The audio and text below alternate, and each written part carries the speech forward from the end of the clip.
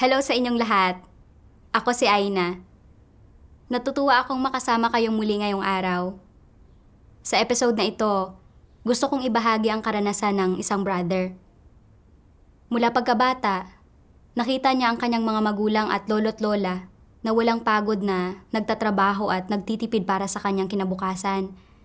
Kaya determinado siyang paglaki niya ay magiging mabuting anak siya sa kanila at susuklian ang kanilang kabutihan. Pero matapos manampalataya sa Diyos, wala na siyang oras para alagaan ang kanyang mga magulang at kamag-anak dahil sa kanyang tungkulin. At labis siyang nakonsensya at naramdamang malaki ang utang na loob niya sa kanila. Kaya, anong mga katotohanan ang naunawaan niya sa mga salita ng Diyos na nakatulong sa kanya para magkaroon ng tamang perspektiba sa kabutihan ng kanyang pamilya? Alamin natin ang kanyang karanasan.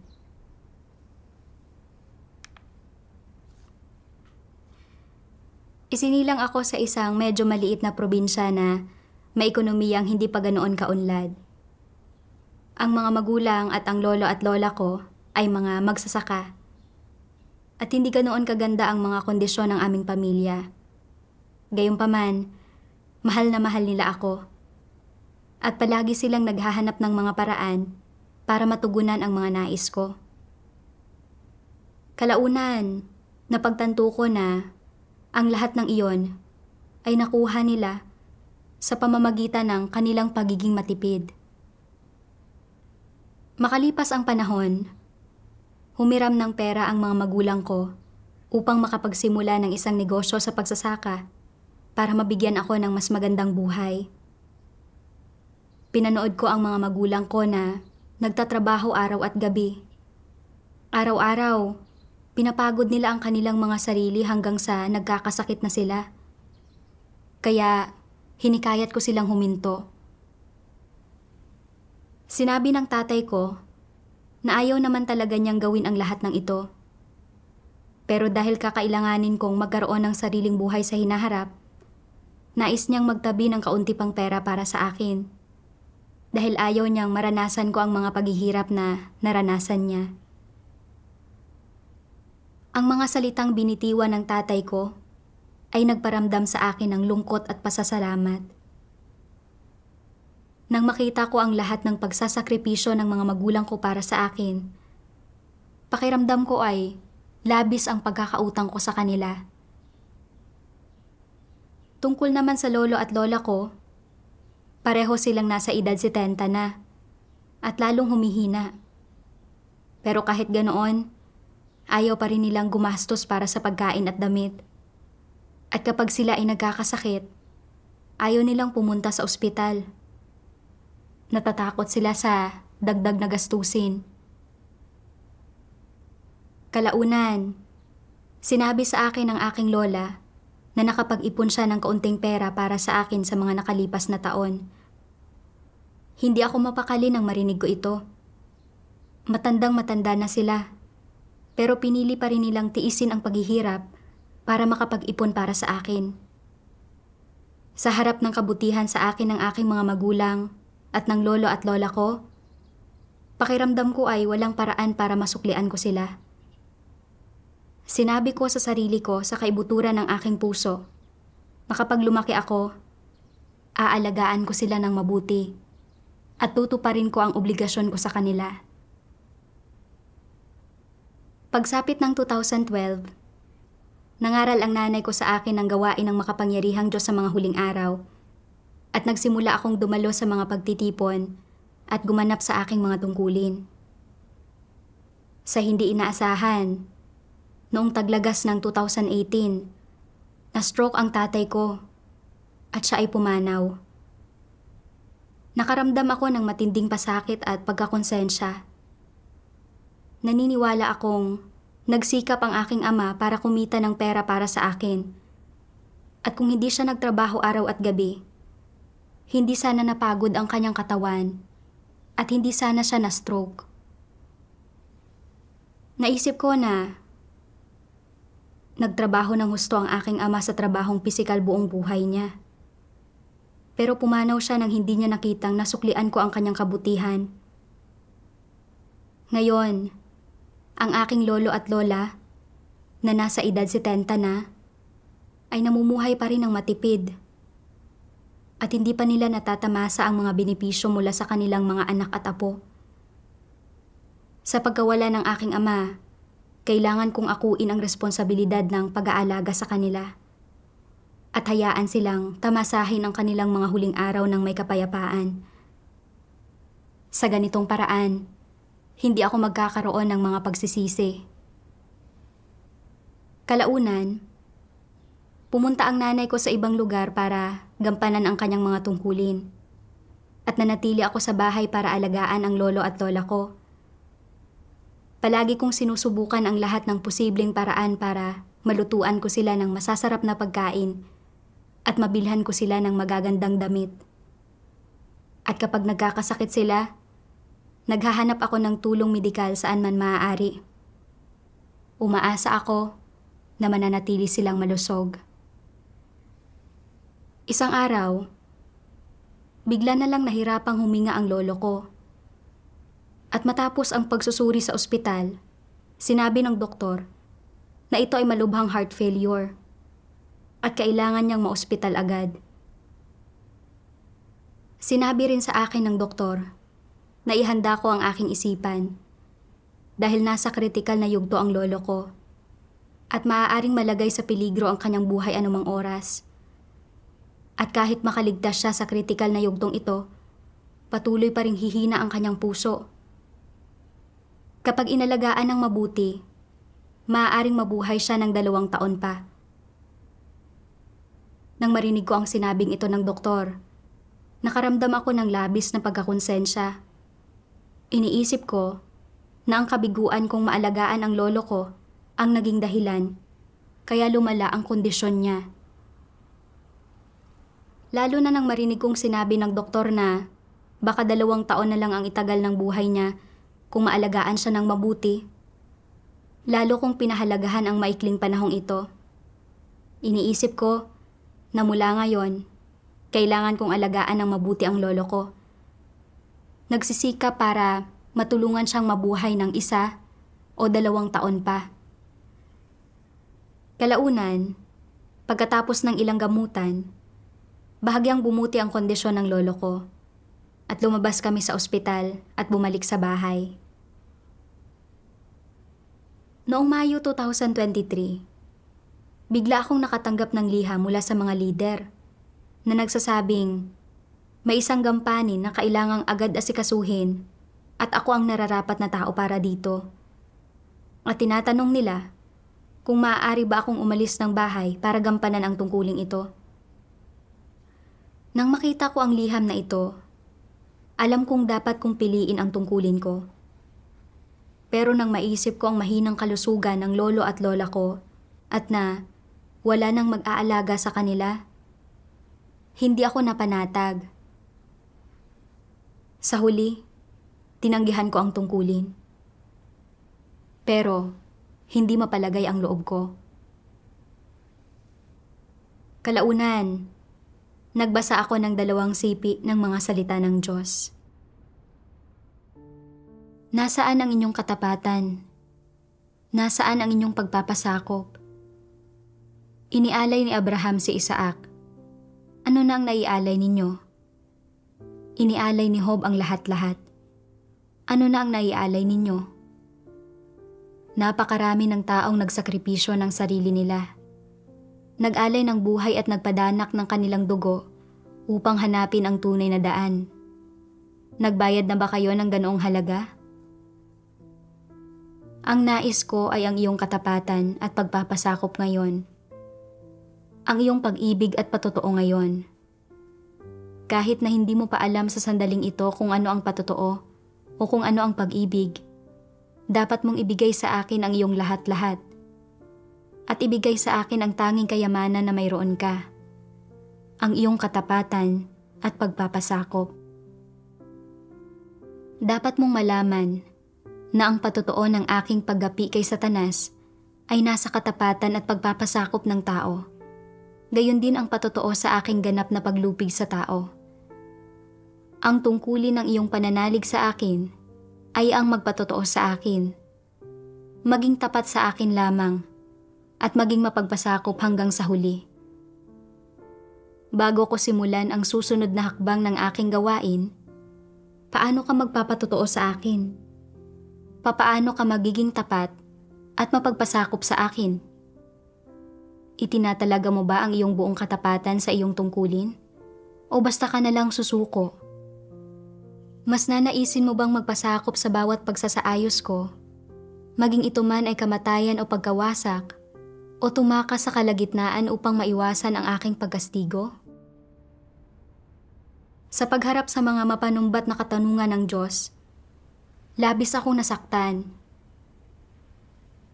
Nang humarap sa mga pagsubok si Job, nawala ang malaking kayamanan niya at lahat ng kanyang anak, at ang kanyang buong katawan ay nabalot ng masasakit na pigsa.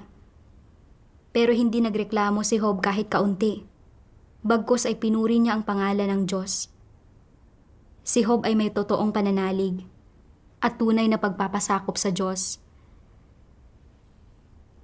Nariyan din si Abraham na sumunod sa utos ng Diyos. Inialay ang nag-iisa niyang anak na si Isaac sa altar at itinaas ang kutsilyo. May tunay ring pagpapasakop sa Diyos si Abraham. Nang makita kong kayang ialay ni Job at Abraham ang lahat sa Diyos, nakaramdam ako ng hiya. Nanampalataya ako sa Diyos ng mahigit 10 taon. Nagtamasa ng maraming pagdidilig at pagtustos mula sa mga salita ng Diyos, pero hindi ko kailanman naisip na suklian ang Diyos. Ang alam ko lang ay ang pagtamasa sa biyaya at mga pagpapala ng Diyos. Nang bigyan ako ng iglesia ng mga pagkakataong gampanan ang aking tungkulin, gumawa pa ako ng mga dahilan para takasan ito. Wala talaga akong pagkatao. Ngayon, nangangailangan ng agarang kooperasyon ang gawain ng iglesia, at hindi ako maaaring magpatuloy sa pamumuhay sa aking pagmamahal ng makasarili at kasuklam-suklam. Kailangan ko ng gampanan ang aking tungkulin at mabuhay para sa Diyos. Kaya, umalis ako ng bahay para gampanan ang tungkulin ko. Pero hindi ko inaasahan na 2 buwan pa lang mula nang ako ay umalis para gampanan ang tungkulin ko, ipinaalam sa akin ng mga lider ng iglesia na ang taong kasama kong gumagawa ng tungkulin ay inaresto at ipinagkanulo ako bilang isang Judas. At ang ilan sa mga kamag-anak kong nananampalataya ay inaresto rin ng mga pulis. Higit sa 10 pulis ang pumunta sa bahay ko para arestuhin kami ng aking ina. Kinuha ng mga pulis ang aming pagkain at pera, at sinimulan akong tugisin ng mga pulis. Nalaman ko rin na naospital ang lolo ko hindi nagtagal matapos akong umalis. Nang marinig ito, talagang nabagabag ako. Naisip ko kung paano sinalakay at hinalughog ng mga pulis ang aming bahay. At kung paanong tiyak na natakot ng sobra ang lolo at lola ko. Sa kanilang edad, dapat ay tinatamasa nila ang kanilang mga huling taon at may kasama silang taong maaasahan. Pero nadamay sila sa pagsubok na ito dahil sa akin. Habang lalo ko itong iniisip, lalo akong nakukonsensya para sa kanila at mas lumala ang kalagayan ko. Naisip ko pa nga na lihim na bumalik sa bahay para alagaan sila. Sa aking pagdurusa, nagdasal ako sa Diyos. Diyos ko, medyo nanghihina ako sa sitwasyong ito. Gabayan at tulungan mo akong makalabas sa maling kalagayan na ito. Pagkatapos magdasal, sadya kong hinanap ang mga salita ng Diyos tungkol dito. Nabasa ko ang ilang salita ng Diyos. May kasabihan sa mundong walang pananampalataya. Sinusuklian ng mga uwak ang kanilang ina sa pamamagitan ng pagpapakain dito, at ang mga tupa ay lumuluhod para makatanggap ng gatas mula sa kanilang ina. Nariyan din ang kasabihang ito. Ang isang taong suwail sa magulang ay mas mababa pa kaysa sa hayop. Napakaganda pakinggan ng mga kasabihang ito. Sa totoo lang, ang penomena na binabanggit ng unang kasabihang sinusuklian ng mga uwak ang kanilang ina sa pamamagitan ng pagpapakain dito at ang mga tupa ay lumuluhod para makatanggap ng gatas mula sa kanilang ina ay talagang umiiral. At ang mga ito ay katunayan. Gayunpaman, ang mga ito ay penomena lamang sa loob ng mundo ng mga buhay na nilalang. Ang mga ito ay isang uri lang ng batas na itinatag ng Diyos para sa iba't ibang buhay na nilalang. Ang lahat ng uri ng buhay na nilalang, kabilang na ang mga tao, ay sumusunod sa batas na ito. At higit itong nagpapakita na ang lahat ng buhay na nilalang ay nilikha ng Diyos. Walang buhay na nilalang ang maaaring lumabag sa batas na ito. At walang buhay na nilalang ang makakalampas dito. Kahit na ang mga medyo mabangis na karneboro, tulad ng mga leon at tigre, ay nag-aalaga sa kanilang mga supling at hindi nila kinakagat ang mga ito bago umabot sa hustong gulang ang mga ito. Ito ay instinto ng isang hayop. Ano man ang kanilang species, sila man ay mabangis o mabait at maamo, lahat ng hayop ay nagtataglay ng ganitong instinto. Ang lahat ng uri ng nilalang, kabilang ang mga tao, ay maaari lamang magpatuloy na dumami at mabuhay sa pamamagitan ng pagsunod sa instinto at batas na ito. Kung hindi sila sumusunod sa batas na ito, o wala silang ganitong batas at instinto, hindi sila makapagpaparami at mabubuhay. Hindi iiral ang biological chain at gayon din ang mundong ito. Hindi ba totoo iyon? Oo. Sinusuklian ng mga uwak ang kanilang ina sa pamamagitan ng pagpapakain dito at ang mga tupa ay lumuluhod para makatanggap ng gatas mula sa kanilang ina ay tumpak na nagpapakita na ang mundo ng mga buhay na nilalang ay sumusunod sa ganitong uri ng batas. Ang lahat ng uri ng buhay na nilalang ay may ganitong instinto. Sa sandaling maipanganak ang mga supling, sila ay inaalagaan at tinutustusan ng mga babae o lalaki ng species na iyon hanggang sa umabot sila sa hustong gulang. Kayang gampanan ng lahat ng uri ng buhay na nilalang ang kanilang mga responsibilidad at obligasyon sa kanilang mga supling. Matapat at masigasig na pinapalaki ang susunod na henerasyon. Mas lalong totoo ito pagdating sa mga tao. Ang mga tao ay tinatawag ng sangkatauhan bilang mas matataas na antas ng hayop. Kung hindi nila masusunod ang batas na ito, at wala sila ng instintong ito, kung gayon, ang mga tao ay mas masahol pa kaysa sa mga hayop, hindi ba?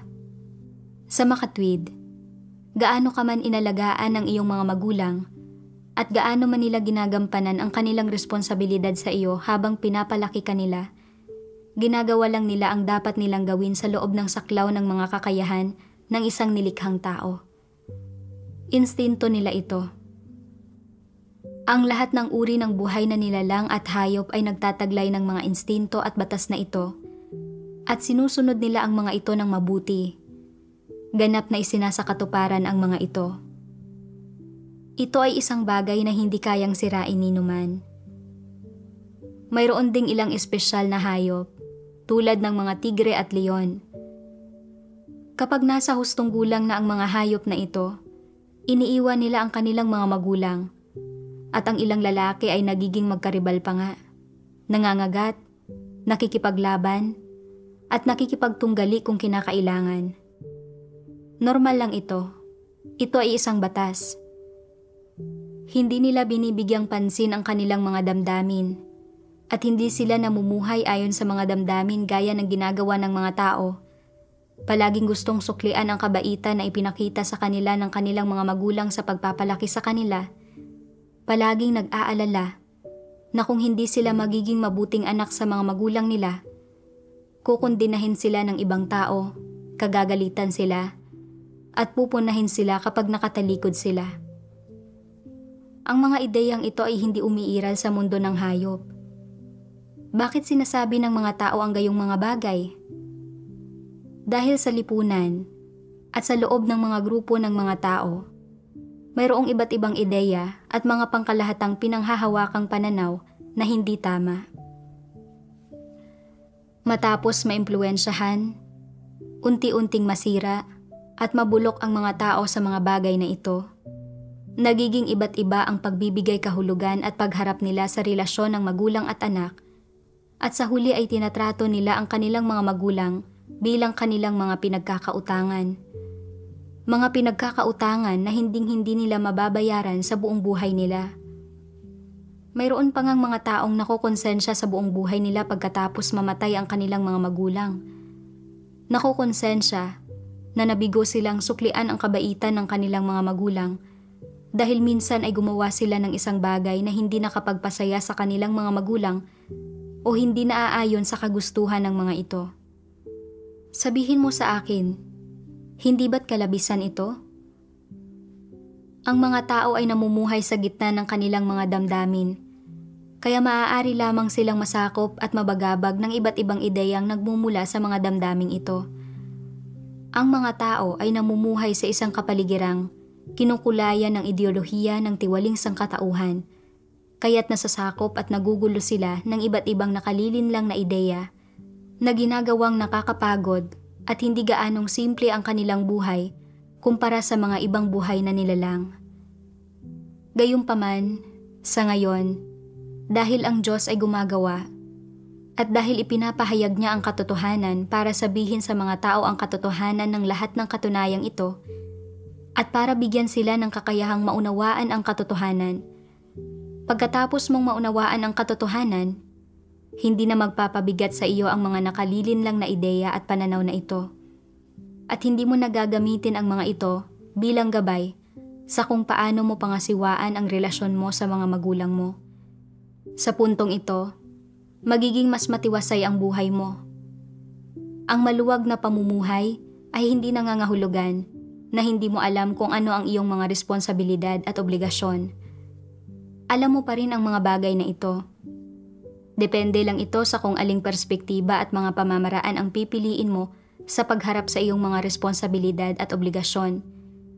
Ang isang landas ay ang piliin ang damdamin at harapin ang mga bagay na ito ng emosyonal at ng batay sa mga pamamaraan, ideya, at pananaw na itinuturo ni Satanas sa tao. Ang isa pang landas ay ang harapin ang mga bagay na ito batay sa mga salitang itinuro ng Diyos sa tao.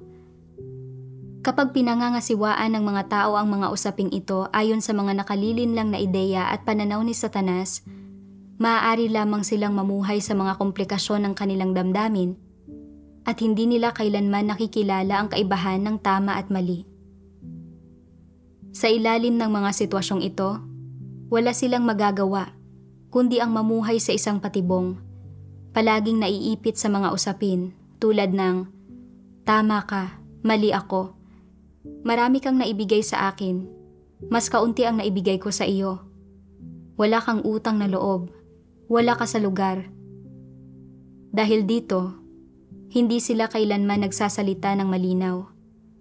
Gayunpaman, pagkatapos maunawaan ng mga tao ang katotohanan, at kapag nakataka sila mula sa kanilang mga nakalilinlang na ideya at pananaw, at mula sa samot-saring damdamin, nagiging simple na para sa kanila ang mga usaping ito.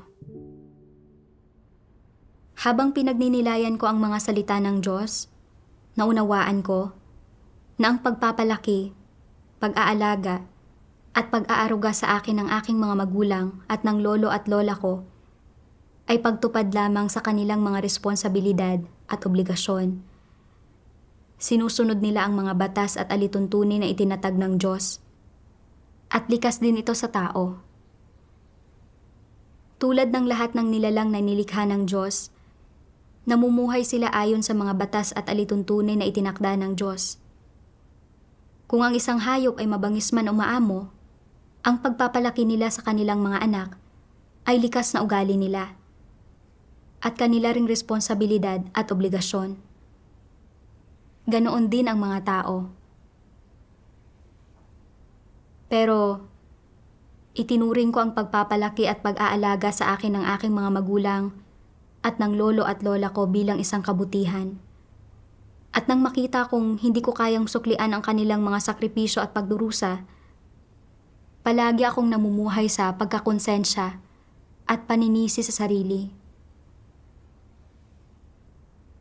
Ngayon ay naunawaan ko na ito ay dahil sa pagtanggap ko sa maraming nakalilinlang na ideya na itinanim sa akin ng lipunan, paaralan at pamilya, tulad ng ang pagiging mabuting anak ay isang katangiang dapat taglayin ng higit sa lahat, at huwag maglakbay ng malayo habang nabubuhay pa ang iyong mga magulang. May isang kasabihan na labis na nakaapekto sa akin. Ito ay ang puno ay nagnanais ng katahimikan, ngunit ang hangin ay hindi tumitigil. Nais ng anak na alagaan ang kanyang magulang, ngunit ang kanyang mga magulang ay wala na. Ang mga nakalilin lang na ideyang ito ay umugat ng malalim sa aking puso at naging pamantayan ko sa aking pag-asal. Nang pumanaw ang aking ama dahil sa karamdaman, palagi kong nararamdaman na nagtrabaho siya ng husto buong buhay niya, pero hindi ko siya naalagaan sa kanyang pagtanda at hindi ko nagampanan ang aking tungkulin bilang mabuting anak noong nabubuhay pa siya. Kaya, para maiwasan ang pagsisisi pagdating sa aking lolo at lola, naisip ko na dapat kong akuin ang responsibilidad ng pag-aalaga sa kanila para masuklian ang kanilang kabutihan. Kapag hindi ko matiyak na masaya sila sa kanilang mga huling taon, pakiramdam ko ay labis akong sawail na anak at namuhay ako ng may pakiramdam ng pagkakautang sa kanila. Dahil sa mga nakalilin lang na ideya na itinanim sa akin ni Satanas, palagi kong iniisip na suklian ang kabutihan ng aking mga magulang at ng lolo at lola ko, at naging dahilan pa ito para ituring kong mas mahalaga ang pagiging mabuting anak kaysa sa paggawa ng mga tungkulin ng isang nilikha. Nakita ko na ang mga tradisyonal na ideyang pangkultura na ito ay mga pamamaraan na ginagamit ni Satanas para ilihis at gawing tiwali ang mga tao, at ang pamumuhay ayon sa mga ito ay hahantong lamang sa pagsalungat at pagkakanulo sa Diyos. Kalaunan, nakakita ako ng isang sipi ng mga salita ng Diyos at natutunan kong sukatin ang pag-uugali ng pagiging mabuti at hindi mabuting anak. Sabi ng makapangyarihang Diyos, una sa lahat, pinipili ng karamihan sa mga tao na umalis ng bahay para gampanan ang kanilang mga tungkulin dahil parte ito ng pangkalahatang mga objektibong sitwasyon kung saan kakailanganin nilang iwan ang kanilang mga magulang. Hindi sila maaaring manatili sa tabi ng kanilang mga magulang para alagaan at samahan ang mga ito. Hindi naman sa kusang loob nilang iiwan ang kanilang mga magulang. Ito ang objektibong dahilan. Sa isa pang banda, ayon sa pansariling pananaw, umaalis ka para gampanan ang iyong mga tungkulin, hindi para maiwasan ang responsibilidad mo sa mga magulang mo, kundi dahil sa misyon ng Diyos. Upang makipagtulungan sa gawain ng Diyos, tanggapin mo ang kanyang misyon at gampanan ang mga tungkulin ng isang nilikha. Wala kang pagpipilian kundi ang iwan ang iyong mga magulang.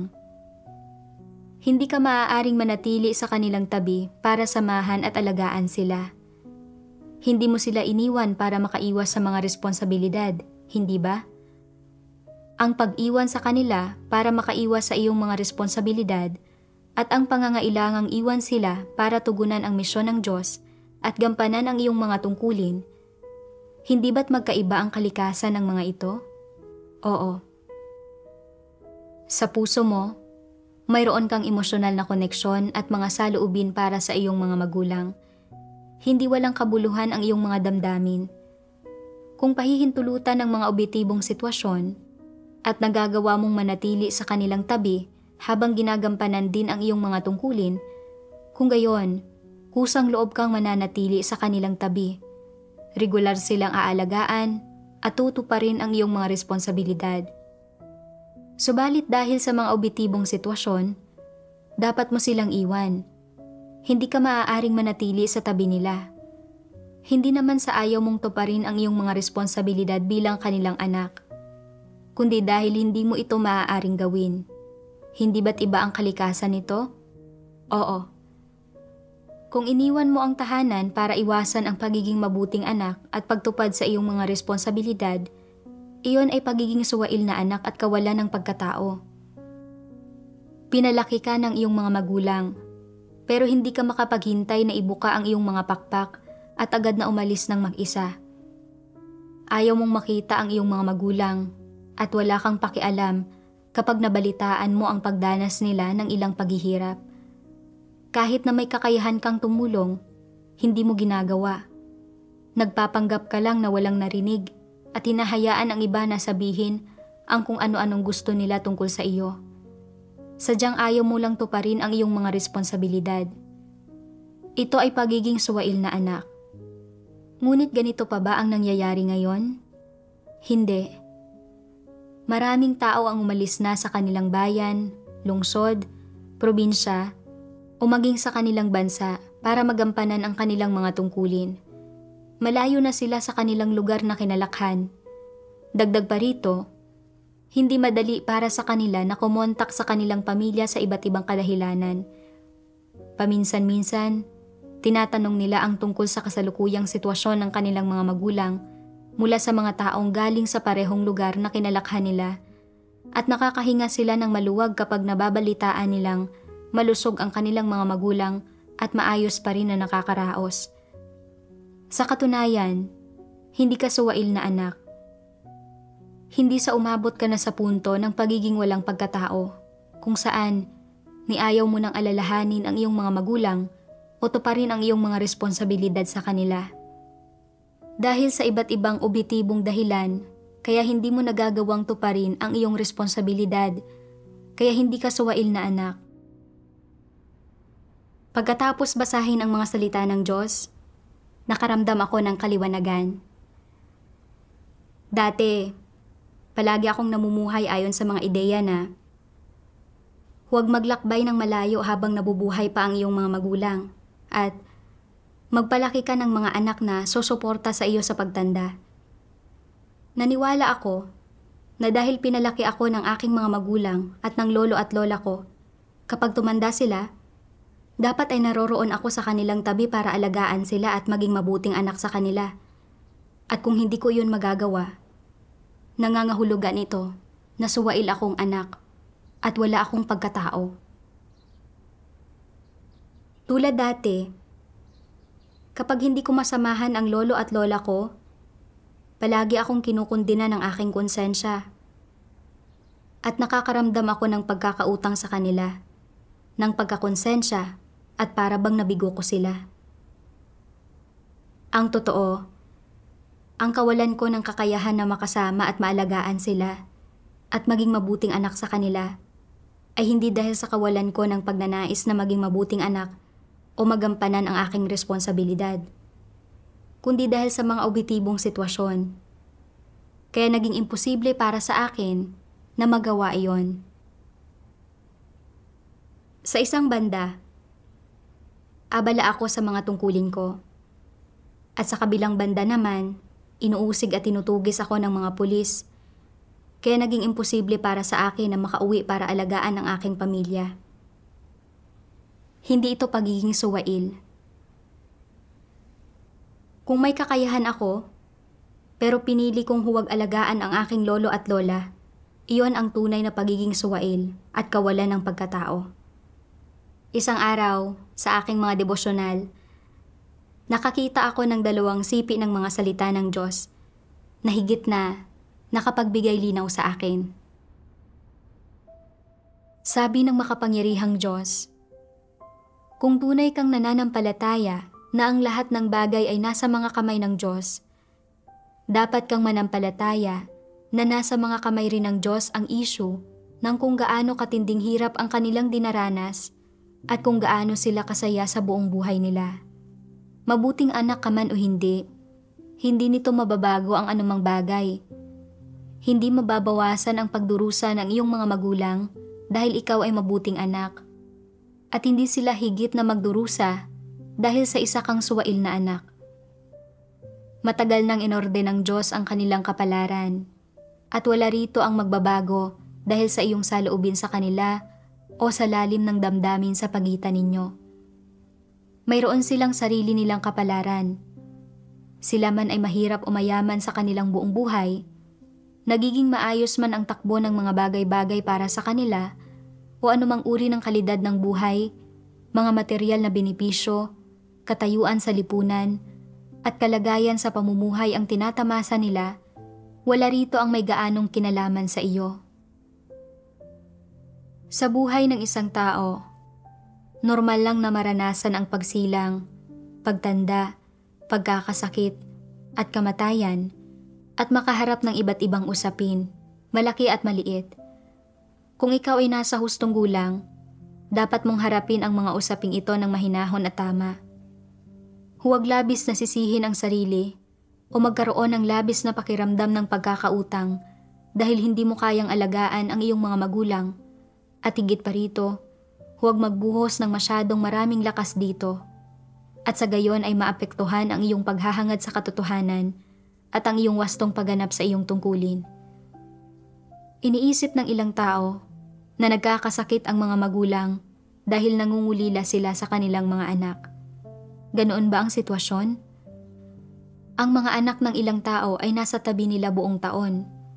Ngunit hindi ba't nagkakasakit pa rin sila? Kung kailan nagkakasakit ang mga tao at anong mga sakit ang dumadapo sa kanila sa kanilang buhay, ay pawang pinamatnugutan ng kamay ng Diyos at walang kinalaman sa kung nasa tabi man nila ang kanilang mga anak o hindi. Kung hindi isinaayos ng Diyos na magkasakit ang iyong mga magulang bilang bahagi ng kanilang kapalaran, kung gayon ay walang mangyayari sa kanila kahit na hindi mo sila kasama. Kung nakatadhana silang makaranas ng ilang sakit o malaking kasawian sa kanilang buhay, ano ang mababago mo rito kahit na nasa tabi ka pa nila? Hindi pa rin nila ito maiiwasan, tama ba? Tama. Sadya lamang na, bilang kanilang anak, dahil mayroon kang ganitong ugnayan sa dugo sa iyong mga magulang, malulungkot ka kapag narinig mong may sakit sila. Normal na normal lang ito. Gayunpaman, hindi mo kailangang pag-isipan kung paano tutulungan ang iyong mga magulang na maalis ang kanilang pasakit o malutas ang kanilang mga paghihirap dahil nakakaranas sila ng sakit o malaking kasawian. Naranasan na ng iyong mga magulang ang ganitong uri ng mga bagay ng higit sa iilang beses. Kung mag-aayos ang Diyos ng isang kapaligiran para maalis sa kanila ang mga isyong ito, sa malaot madali, tuluyang maglalaho ang mga ito. Kung ang mga isyong ito ay mga hadlang sa buhay para sa kanila at mga bagay na dapat nilang maranasan, kung gayon ay hindi nila maiiwasan ang mga ito at nakasalalay sa Diyos kung gaano katagal nila dapat maranasan ang mga ito. Hindi ito mababago ng mga tao. Kung nais mong umasa sa iyong sariling lakas para malutas ang mga isyong ito at nais mong suriin at siyasatin ang mga sanhi at kahihinatnan ng mga ito, iyan ay isang hangal na pag-iisip at hindi ito kailangan. Hindi ka dapat kumilos sa ganitong paraan. Hindi mo kailangang gumugol ng masyadong maraming lakas sa paghahanap ng mga taong tutulong o paghahanap ng pinakamahuhusay na doktor o pagsasaayos ng pinakamagandang kama sa ospital para sa kanila. Hindi mo kailangang pigain ang iyong isip sa paggawa ng lahat ng bagay na ito. Kung talagang mayroon kang natitirang lakas, dapat mong galingan ang tungkuling dapat ay ginagampanan mo ngayon. May sariling kapalaran ang iyong mga magulang. Walang sino man ang makakatakas sa edad kung kailan sila dapat mamatay. Hindi ang mga magulang mo ang mga tagapamahala ng iyong kapalaran. At gayon din, hindi ikaw ang tagapamahala ng kapalaran ng iyong mga magulang. Kung may nakatadhanang mangyari sa kanila, ano ang magagawa mo tungkol dito? Ano ang epektong matatamo ng iyong pagiging balisa at paghahanap ng mga solusyon? Wala itong anumang matatamo. Ito ay nakasalalay sa mga intensyon ng Diyos. Kung nais silang kunin ng Diyos, para wala ka nang aalalahanin sa inyong tahanan at magampanan mo ang iyong tungkulin ng may payapang isip, maaari mo ba itong pakialaman? Maaari ka bang magmungkahi ng mga kondisyon sa Diyos? Ano ang dapat mong gawin sa oras na ito? Dapat kang magpasakop sa mga pamamatnugot at pagsasaayos ng Diyos. Kung pipigain ng isang tao ang kanyang isip sa pag-iisip ng mga solusyon, nagsisiyasat, nagsusuri, at sinisisi ang kanyang sarili, na nakakaramdam ng pagkakasala sa kanyang mga magulang, ito ba ang mga kaisipan at kilos na dapat taglayin ng isang tao? Hindi. Ang lahat ng ito ay pagpapamalas ng kawalan ng pagpapasakop sa Diyos at sa katotohanan. Ang mga ito ay hindi makatwiran, hindi matalino, at mapanghimagsik sa Diyos. Hindi dapat magkaroon ng ganitong mga pagpapamalas ang mga tao. Matapos basahin ang mga salita ng Diyos, naunawaan ko na ang kapalaran ng isang tao ay nasa mga kamay ng Diyos. Ang kapanganakan at kamatayan, ang karamdaman o mabuting kalusugan, ang kayamanan o kahirapan, ang mga pagsubok at kaginhawahan, walang tao ang maaaring kumontrol sa mga ito. Ang lahat ng ito ay itinakda ng kataas-taasang kapangyarihan at pag-orde ng Diyos. Sa katunayan, kahit nasa tabi ako ng aking mga magulang at ng aking lolo at lola, nag-aalaga at nagiging mabuting anak sa kanila sa bawat posibleng paraan, hindi nito mababago ang kanilang kapalaran. Magkakasakit pa rin sila kung oras na nilang magkasakit. At mamamatay pa rin sila kapag dumating na ang kanilang oras. Katulad noong na-stroke ang aking ama, nadala ko siya sa ospital sa loob lamang ng mahigit 10 minuto. Pero wala nang nagawa ang mga doktor. At sa huli, pinanood ko na lang ang pagpanaw ng aking ama. Napag-isip-isip ko, palagi kong iniisip na ang pagkamatay ng aking ama ay dahil sa pagsisikap niyang kumita ng pera para sa akin. At naniwala ako na ang mahinang kalusugan ng aking lolo at lola ay dahil sa malnutrisyon na sanhi ng kanilang pagiging matipid. Ang mga kaisipang ito ay nagmula sa kawalan ko ng pananampalataya sa kataas-taasang kapangyarihan at pag-orde ng Diyos. Madalas kong ipinapahayag na ang Diyos ang may kataas-taasang kapangyarihan sa lahat. Pero kapag humaharap na ako sa aktual na sitwasyon, kumikilos ako na parang isang hindi mananampalataya. Hindi talaga ako naniniwala na ang Diyos ang may kataas-taasang kapangyarihan sa kapalaran ng mga tao at na Siya ang nagpapasya sa kanilang mga buhay at tadhana. Sa anong paraan ako nagkaroon ng tunay na pananalig sa Diyos? Nang maunawaan ko ang mga bagay na ito, mas nakaramdam ako ng kapayapaan sa aking puso. At naging handa akong ipagkatiwala ang aking lolo at lola sa mga kamay ng Diyos. Hinahayaan ko ang Diyos na mga siwa sa lahat ng may kinalaman sa kanila. Kalaunan, nakakita ako ng 2 sipi ng mga salita ng Diyos. Unang sinabi ng Diyos na igalang ng mga tao ang kanilang mga magulang at pagkatapos, ipinanukala ng Diyos ang mas matataas na hinihingi para sa mga tao tungkol sa kanilang pagsasagawa sa katotohanan, pagganap sa kanilang mga tungkulin, at pagsunod sa daan ng Diyos. Alin sa mga ito ang dapat mong sundin? Ang mas matataas na hinihingi.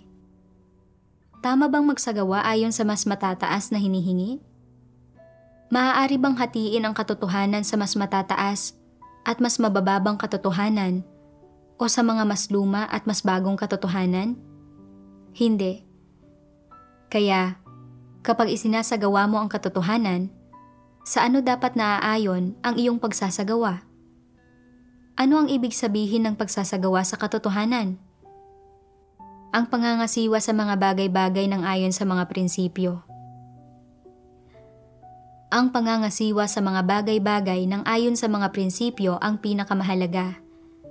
Ang pagsasagawa sa katotohanan ay nangangahulugan ng pagsasagawa sa mga salita ng Diyos sa iba't ibang oras, lugar, kapaligiran, at konteksto.